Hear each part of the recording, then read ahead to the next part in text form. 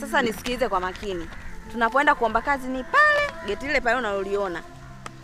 Shika, nakupa hii bahasha moja na mimi nitabaki na moja. Pale nasikia bosi yule ukienda anawapaga sana vipaumbele wanawake. Yaani wanaume mara nyingi sana wanakusaga kazi. Na ndio maana nikakuvalisha hivyo ili twende. Shika. Na ukifika kule inabidi ujifunike hiyo sura yako. Sikii utakuwa hivyo, wasije kaona ndevu hizo. Ukanipazisheni saa hizi. Aya. Afu ya miguu hata ishtukia kweli hiyo. Mbona unataka tufanye nini? Nikupeleke ukapake rangi. Wewe nikikuchekea utanibadilisha jinsia wewe. Nikapake rangi, acha upumbavu basi. Wewe mbona ueleweki? Mara useme tufike pale siongei. Mimi siongei. Tufanye vitu vyote nionekane kama bubu, sitaki kuongea. Ukifika pale lazima uonyeshe. Tembea kwanza. Tembea. Nitembee nini? Tembea nione unapotembea. Kama unatembea kinyume nyume.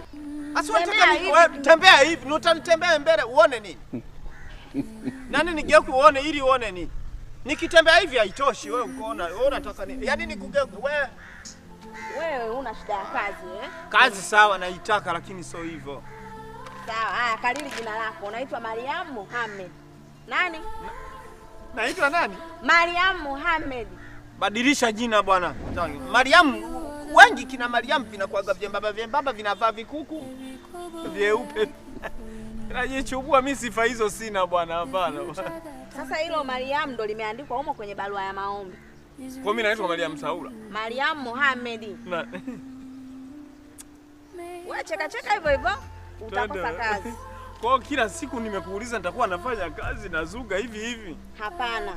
Ukishafika pale wewe mumeo sasa ndo anaitwa Steven Moses. Mimi naitwa Mariam nani? Wewe Mariam Mohamed, mumeo anaitwa Steven Moses ambaye ndio jina lako wewe. Ukishapata kazi. Baba anatakiwa afukuzwe nchini. Yaani anaajiri wanawake watu. Kwa nafungaje sasa? Na mimi nifunge. Siongei. Usina siongei. Nifunge basi vizuri. Ila ukilazimika kuongea inabidi tu useme jina naitwa tena sauti ya kike. Mariam Mohamed. Unabana sauti. Unaelewa? Naibana. Naibana. Kwani wewe usikubana sauti mara moja tu? Chande. Mariam Saura badaja jua singerina. Ukishapata kazi sasa utasingizia wewe unaumwa ili nafasi yako akushikie mumeo. Ndio utakuja sasa. Ambaye ndio Steve. Ndio utakuja wewe official. Sawa twende. Tangulia wewe. Tangulia ni kuona unavyotembea, unaweza ukatembea kidume hivi. Hem, tembea basi. Yaani kazi ni kutafutie, alafu bado unitese. Shika dela hiyo.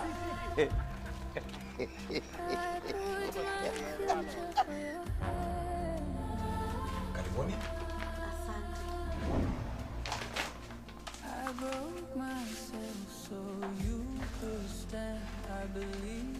Kwa hiyo nyinyi mmeamua mje kuomba watu wawili kazi? Huyu niko naye. Mbona hivi? Yaani ana changamoto kidogo, ana mafua kwa hiyo hawezi kuongea. Sauti imekauka. Ikiwa tu leo anakuja kuomba kazi, sauti yake imekauka, hawezi kujielezea mwenyewe. Je, atawezaje kufanya kazi? Mimi ningeomba mmoja akae nje, mwingine aje ndani. Sasa mjichague. Yupi anakuja kuomba kazi ama mmekuja kubebana? Kwa wenyewe ndio mwaamua. Yaani wote bila mwenzangu tatizo kidogo, tukitoka hapa tunatoka. Ana umri gani? Ana miaka 28. Anaishi wapi? Huyu alikozaliwa ni Katoro. Baba yake mchimbaji madini mkubwa sana pale Katoro. Ila kwa hapa amefikia Mkulanga. Na hata ile harusi ya juzi nilisikia.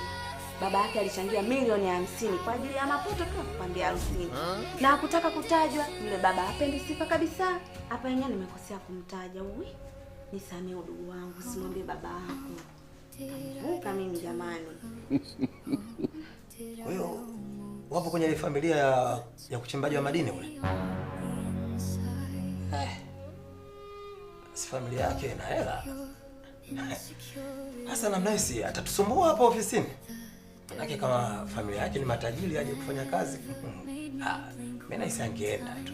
Sifanye kazi na sisi. Yaani huyu hapendi vya bure, anapenda kujitafutia, yaani anapenda kula kwa jasho. Ndio maana anaamua kuja kufanya kazi. Hapendi kabisa kutumia hela za baba yake. Pia kama itatokea ukimpa ajira, ana mume wake anaitwa Steven Moses.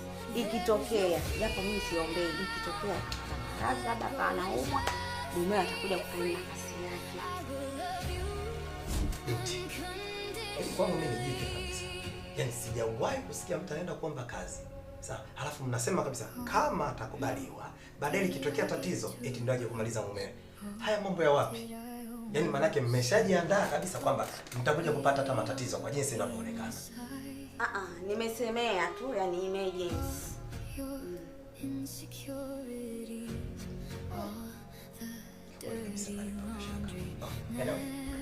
Mngenisubiri hapo nje. Tamba maelekezo.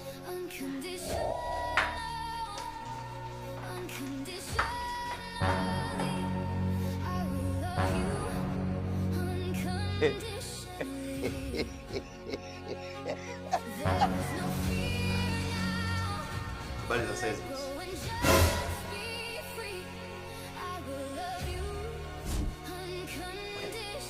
Hapo ofisini tunafuata utaratibu. Na katika foreni niliona ni mwanamke ndo kakaa mbele hapo. Vipi, mbona umetangulia kuingia wewe? Yule ni mke wangu tu boss, hana shida, ataisubiria tu hata kama ikichelewa. Huyo ni mke wako? Kwa hiyo mmekuja wote wawili. Anyway, hata kama ni mkeo lakini bado inatakiwa kufuata utaratibu. Maana yeye ndio yuko mbele. Sasa unakuwaje unaanza wewe? Hii ofisi lazima mzingatie protocol za ofisi, sawa? Mwambie aje. CV za nini? Yaani nataka kumoji mtu mwingine, unaacha CV za mtu mwingine. Sasa majibu yanatoka wapi? Hebu mwite wewe mwenzio.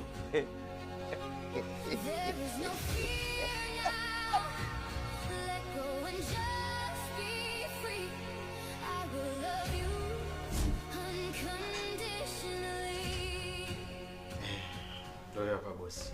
Kwa hiyo haina shida hata ukitimuliwa sote wawili. Kwa sababu ni mke wangu wa ndoa tu, hamna shida. Wewe uko sawa kweli akilini?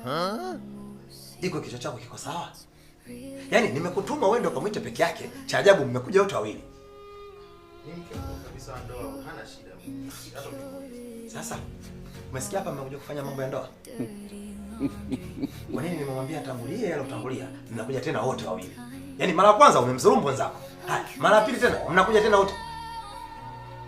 Nini? Hebu nenda nje bwana.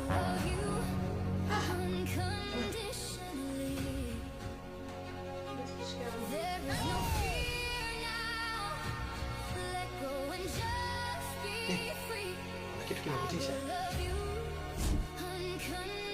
Unanikia. Kwa nini unaniogopa?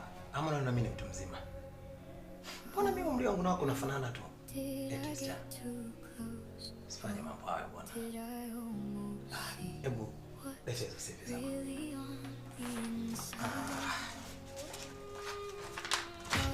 Sina shida ukagua. Sijui ushafanya kazi sehemu gani na sehemu gani? Namaanisha una uzoefu gani katika hii kazi? Sijali. Uzoefu unapatia sana.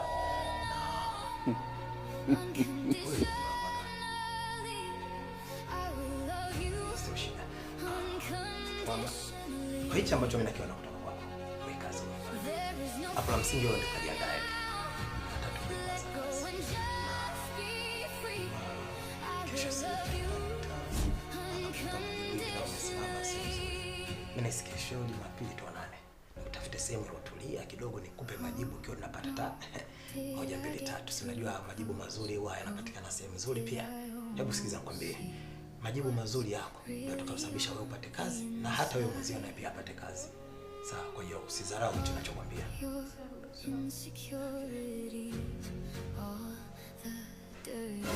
Kama kitu kingine kwa kazi katika ofisi yangu. Nataka kazi na mshahara shilingi ngapi kwa mwezi? Kwa nini yeye anatosha? Hicho ambacho unakiomba. Kwa maana yake unaenda kufanya kazi bila target.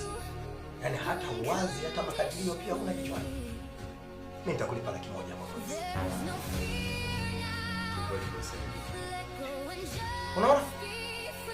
Mimi toka ulipoingia mimi nilikuona tu. Yaani ulishaanza kuonekana kuanzia macho yako, sura yako, mwili wako na hata vitendo ambavyo unanionyesha ni dhahiri kabisa kwamba wewe una tamaa. Wewe una tamaa. Kwa hiyo 100,000 ndogo. Kwa maana hapo nyumbani kwako una kazi unayoifanya ambayo ina mshahara mkubwa kuliko 100,000, si ndio? Kumbe Sina kazi. Kulipe ile 10.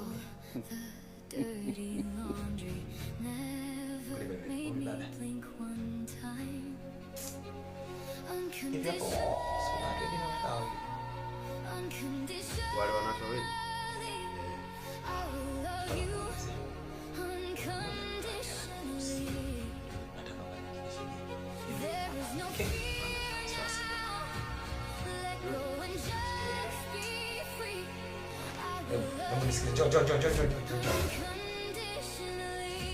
Hivi hadi mimi ninakuagiza.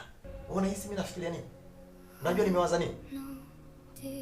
Hivyo unapokurupuka tu unakwenda unaenda kufanya nini? Kwa sababu hapa tu ninakuuliza swali, tayari ushaanza kukurupuka na kuondoka. Utaenda kujuaje sasa? Nisikilize. Tumia akili, jiongeze. Fanya kitu chochote ambacho unaamini unakiweza kukifanya ili uniletee jibu lililonyooka. Sawa.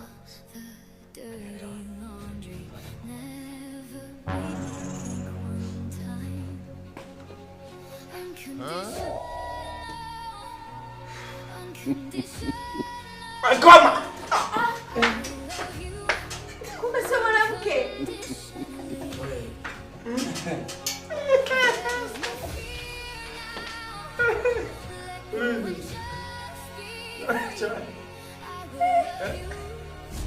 Ngoma nifanye. Unasikia? Ndio mbanga. Mimi usiende kusema huko bwana. Njoo usiende kusema. Nipe 1,000 isiende kusema. Nikupe 1,000. Twende ukachukua ofisini. Twende njoo.